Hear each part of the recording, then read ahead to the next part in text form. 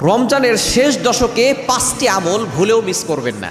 রমজানের শেষ দশকে নবীজি সাল্লাল্লাহু আলাইহি সাল্লাম এমনভাবে ইবাদত করতেন যে তিনি কেমন যেন হাদিসের ভিতরে এসেছে, আমাদের আয়েশা রাদিয়াল্লাহু তাআলা বলেন যে তিনি তার কোমরে গামছা বেঁধে নিতেন, অর্থাৎ শক্ত করে বেঁধে নিতেন। তিনি এমনভাবে ইবাদত করা শুরু করতেন, সারা রাত তিনি জেগে থাকতেন, জেগে জেগে ইবাদত করতেন এবং পরিবারের সকলকে তিনি জাগিয়ে তুলতেন।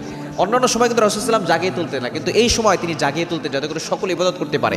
কারণ এই রমজানের শেষ দশকে কিন্তু লাইলাতুল কদর রয়েছে।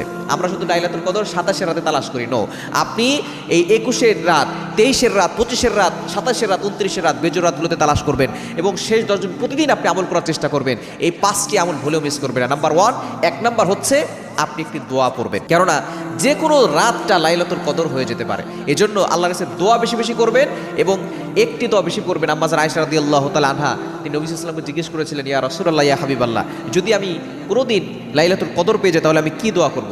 তখন নবী সাল্লাল্লাহু আলাইহি ওয়াসাল্লাম একটা দোয়া শিখিয়ে দিয়েছেন।